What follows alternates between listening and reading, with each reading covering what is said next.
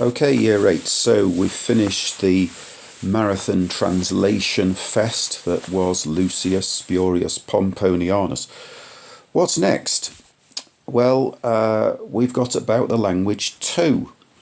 About the language 1 was about some very few verbs that don't have an accusative with them, but have a dative with them. The verb faveo means I support or favour. The verb credo means I trust or believe.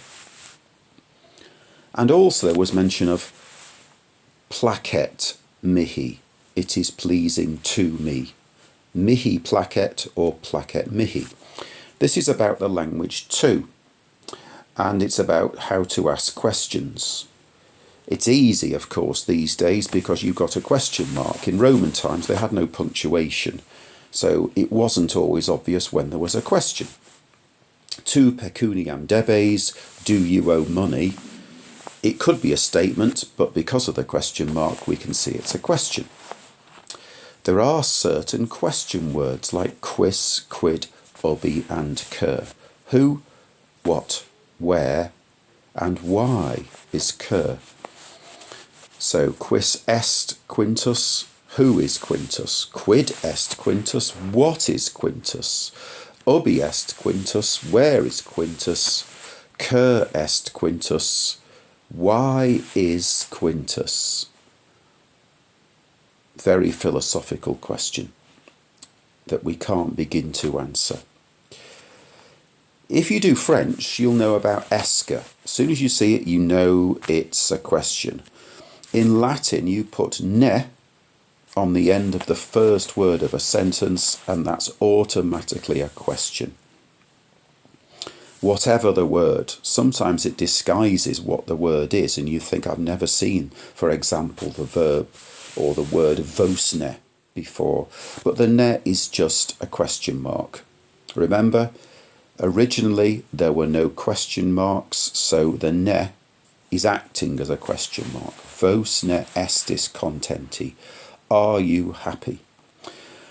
Then you've got some further examples I'd like you to have a go at. Cur, tu in horto laboras. Why? Quis est athleta ille. Ille just meaning that. Athlete, that cat, that television. Tu discum habes. You can see the question mark. What does it mean? Vos ne estis reminds us of vos ne estis contenti, just above these further examples. Ubi, you already know, means where. Quid means what. Tu ne. So you've got tu, which means you, and you've got ne on the end. Quis vinum portat. If you've got quis, the verb will end with t, because quis is a sort of he or she or it. Quis vinum portat. Presumably it's Caecilius who is carrying the wine, or one of his slaves. Canam paras. Just a simple question mark. It's a question. The verb paro means I prepare. This is paras. It's got s on the end. Which pronoun is that? Ubi sumus. Ubi sumus. Well, the answer is we're all at home doing Latin, ideally, and sheltering from coronavirus. Okay, so that's something about the language 2, about questions. I'd like you to have a go at those further examples. You can write them down, you can email them, you can just have a go at them and be content that you are happy. Practicing the language. Okay, so practicing the language, there are 2 exercises here. Now this looks a bit dull, however, there's an easy way to do this. You click on resources, practicing the language 1, and you get a fun exercise to do. So ego ad forum something, ego sum candidatus, and I think the answer is going to be ego ad forum contendo, and you write in the box what you want that to mean. I am hurrying to the forum.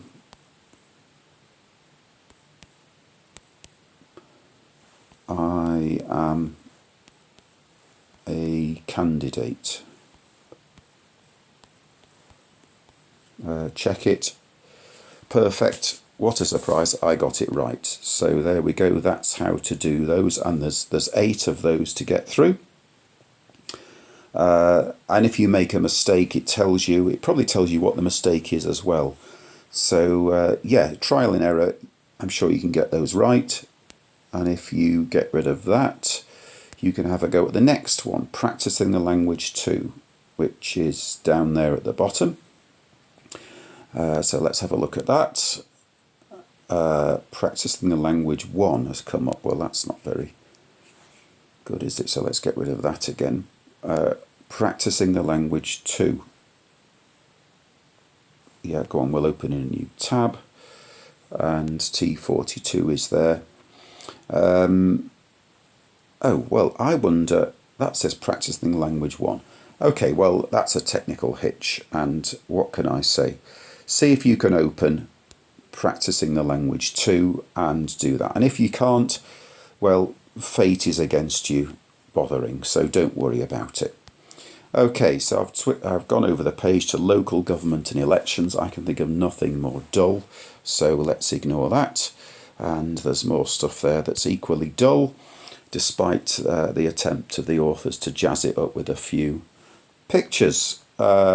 Final thing in the stage, the end of stage 11. We're about to hit the big one, stage 12, where most people die. So this is the vocab at the end.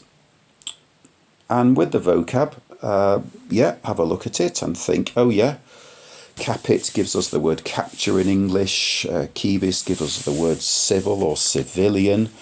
If you have a convention, people meet. If you're credible, people trust you, etc.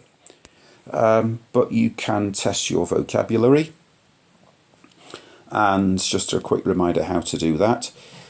In stage 11, multiple choice, that's just the words at the end of stage 11.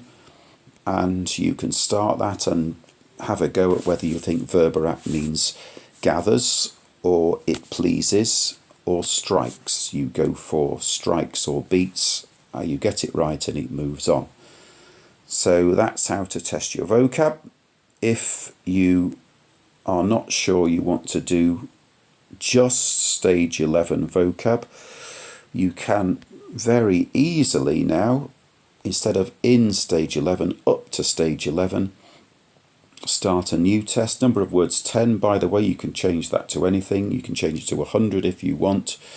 Up to stage 11, start the test. Said means but. Off we go, plaquette, it pleases, etc. Yeah, you can have great fun with this if there's little else to do in your life. So all the words up to stage 11 out of 100, have a go at that. So these are some of the things you can do to finish off the stage before we move into stage 12. Okay, enjoy.